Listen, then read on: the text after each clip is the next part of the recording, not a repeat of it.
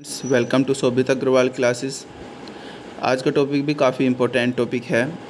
यह उन सभी एस्पिरेंट्स के लिए इम्पोर्टेंट टॉपिक है जो कि गवर्नमेंट जॉब की तैयारी कर रहे हैं या गवर्नमेंट जॉब में हैं।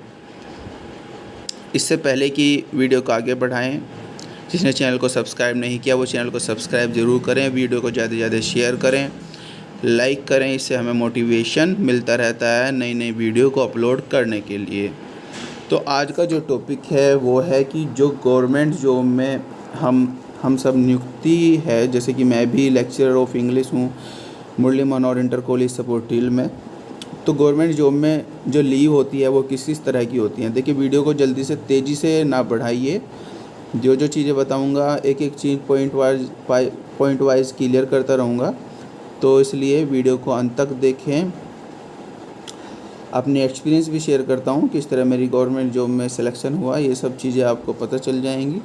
तो आप वीडियो अब समय ज़्यादा वेस्ट ना करते हुए अब वीडियो को आगे बढ़ाएंगे। देखिए कौन कौन सी छुट्टी होती हैं। देखिए, सबसे पहले तो ये आप अपने नोट कर लीजिए, सभी शासकीय कर्मचारी इसे कागज़ पर नोट कर लें। छुट्टी एवं उसके नियम, कौन कौन सी छुट्टियाँ हैं उसके नियम। फिर बाद में किसी से पूछना नहीं पड़ेगा आपको कि कौन कौन सी छुट्टी के कौन कौन से नियम होते हैं। सबसे पहले होता है अर्जित अवकाश। देखिए, अर्जित अवकाश जो होता है ये हमें टीचर्स को नहीं मिलता, लेकिन जो नॉन टीचिंग स्टाफ होता है, जो क्लर्किकल स्टाफ होता है, उन्हें अर्जित अवकाश मिलता है। इसे कहते हैं अर्निंग लीव, ELV कहा जाता है। यह अवकाश प्रत्येक वर्ष 31 दिन के दे है। देखिए, टीचर्स को क्यों नहीं मिलता है अवकाश, क्योंकि हमें 40 दिन की गर्मियों की छुट्टी मिलती है, तो इसी एवज में हमें यह अवकाश नहीं मिलता। अदर्स जो नॉन टीचिंग स्टाफ है उसे 31 दिन का ये डे है। 1 जनवरी को 16 दिन और 1 जुलाई को 15 दिन, 2 किस्तों में ये डे होता है। मतलब आप एक साथ 31 नहीं ले सकते। 1 जनवरी को 16 दिन, मतलब 1 जनवरी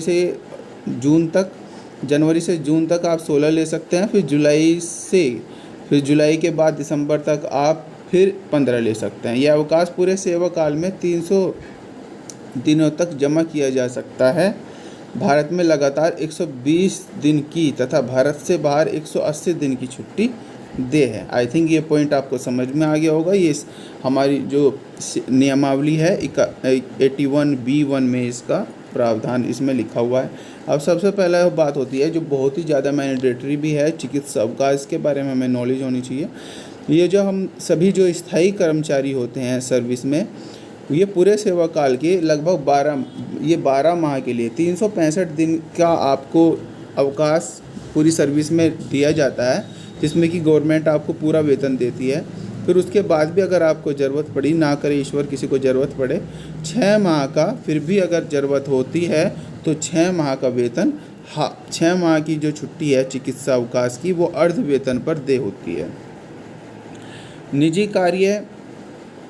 कार्य पर अर्ध वेतन पर अवकाश। देखिए, जो स्थायी कर्मचारी होते हैं ये अवकाश पूरे सेवा काल में 365 दिन तक अर्ध वेतन पर दे है। पूरे सेवा काल में 365 दिनों तक अर्ध वेतन पर दे है। यह अवकाश भी अर्जित अवकाश की तरह ही है। 1 जनवरी को 16 और 1 जुलाई से, जैसे मैं पहले बता चुका हूँ, 15 दिन कर्मचारी के खाते में जमा हो जाता है। यह अवकाश भी कर्मचारी खाते में पुरानी यानी 365 दिन तक जमा किया जा सकता है। अगर कोई आदमी निजी कार्य पर हो, और ये स्थायी कर्मचारी के लिए ही होता है, ये भी एक तरीके से अर्जित अवकाश की तरह ही होता है। असाधारण अवकाश ये होता है बिना वेतन के अवकाश। तुमने देखा होगा कि बहुत सारे जो एक जॉब से दूसरे जॉब में चले जाते हैं पढ़ने के लिए, अलग अलग कामों के लिए, या किसी को कोई प्रॉब्लम हो तो वो बिना वेतन के अवकाश पर चले जाता है। इससे उसकी जॉब भी सुरक्षित रहती है। यह अवकाश अन्य अवकाश के साथ मिलाकर अथवा बिना वेतन का अवकाश अलग से 5 वर्ष तक दे होता है। यह 5 वर्ष तक का दे होता है। 5 वर्ष से अधिक अगर बढ़ाना हो, यह अवकाश शासन की स्वीकृति इसमें हमें करानी होती है। विशेष विकलांगता अवकाश। देखिए, ये अवकाश क्या होता है। यह अवकाश ड्यूटी करते समय अगर किसी की दुर्घटना हो जाए और कुल 24 माह का निम्न प्रकार से, ये देखिए किस तरीके से दे है। अगर ड्यूटी के समय किसी की दुर्घटना हो जाए, ये किस तरीके से गवर्नमेंट देती है इस तरह के अवकाश। प्रथम 6 माह जो मिलेगा वो पूरा वेतन मिलेगा।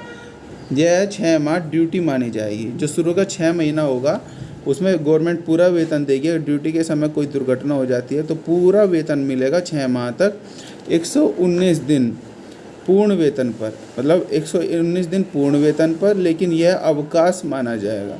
देखिए 119 दिन तो पूर्ण वेतन हो जाएगा, लेकिन ये अवकाश माना जाएगा। एक तरीके से ये गवर्नमेंट की इच्छा है, उसकी इच्छा है, जो हमारी संस्था है वो उसे हमें मेडिकल में भी 14 माह हैं, 14 माह।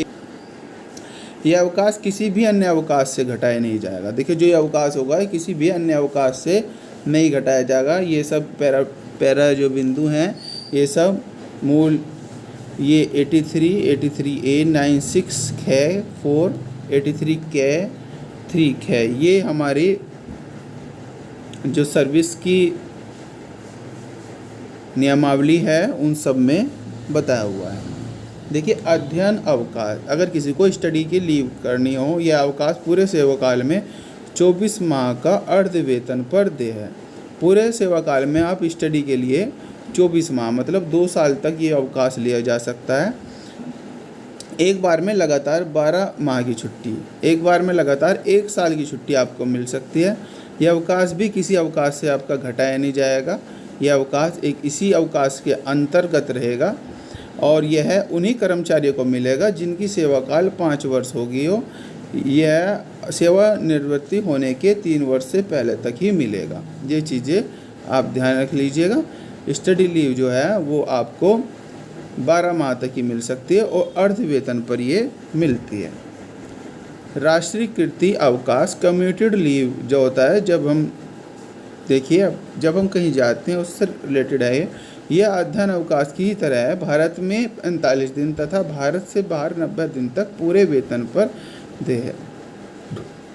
देखिए राष्ट्रीयकृत अवकाश, इसका जो उल्लेख है 81B4 में इसका उल्लेख है। यह अध्ययन अवकाश की तरह है। इसमें भारत में 45 दिन तक, भारत से बाहर 90 दिन तक पूरे वेतन पर देय है।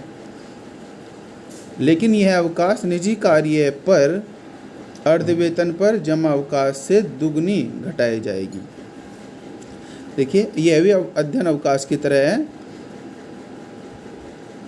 भारत में तो 45 दिन तक रहेगा ये अवकाश, ले सकता है कर्मचारी, और भारत से अगर वो बाहर जा रहा है तो पूरे वेतन पर 90 दिन तक ये ले सकता है। लेकिन यह जो अवकाश है निजी कार्य पर, अगर हम गवर्नमेंट के किसी काम पे जा रहे हों तो पूरा वेतन मिलेगा। अगर निजी कार्य पे जा रहे हों कहीं पर तो अर्ध वेतन पर जमा अवकाश में से दुगनी घटाई जाएगी। जो हमारे अवकाश कुल जमा हुए हैं उसमें दुगनी की गति से ये अवकाश घटाया जाएगा और ये वेतन अर्ध वेतन पर मिलेगा अगर आप निजी कार्य से जा रहे हो। अब देखिए ये बहुत ही इम्पोर्टेंट पॉइंट है, प्रसूति अवकाश। ये महिलाओं के लिए है। जितनी महिलाएं हैं वो बहुत ध्यान से देखें। यह अवकाश केवल महिलाओं को प्रसूति हेतु, जब प्रेग्नेंट होती हैं महिलाएं, उस समय के लिए 180 दिन 6 माह तक 2 बच्चों तक देय है। ये 2 बच्चों तक ही देय है, 6 माह तक ये देय है। फिर इसके बाद एक और, अगर 2 बच्चों के लिए गवर्नमेंट देती है यह अवकाश, प्रसूति अवकाश 180 दिन 6 माह तक।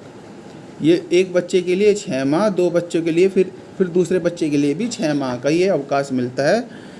अगर कोई महिला प्रेग्नेंट है, किसी महिला को गर्भ धारण किया है किसी महिला ने, किसी शिक्षिका या किसी भी गवर्नमेंट एम्प्लॉयर ने।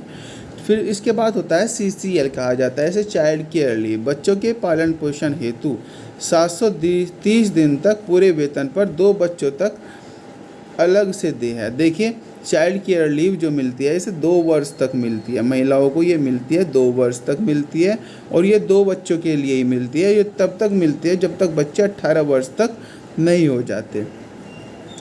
देखिए एक कैलेंडर वर्ष में जो CCL है वो 3 बार देय है। सिर्फ 3 बार आप ले सकते हो। एक बार में कम से कम 15 दिन की छुट्टी लेनी होती है। ये नहीं है कि आपने 4 दिन की ले ली, 5 दिन की ले ली।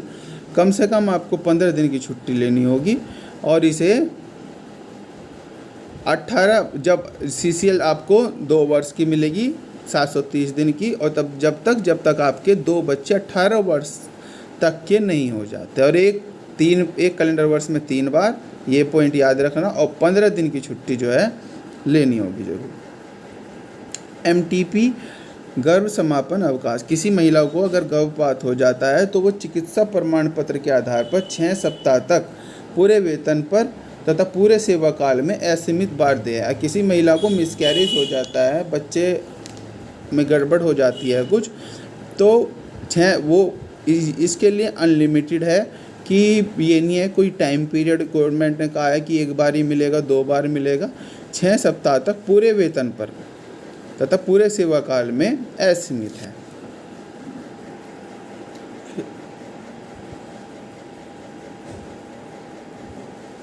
चिकित्सालय अवकाश। यह अवकाश उन कर्मचारियों को दिया है जिनकी जान का जोखिम हो, जैसे पुलिस वगैरह होती है, विभागों के सुरक्षा गार्ड, बंदी रक्षकों, इनके लिए जिनका जान का जोखिम हो, ऐसे के लिए मिलता है। ये अल्प वेतन भोगी कर्मचारियों को दे है।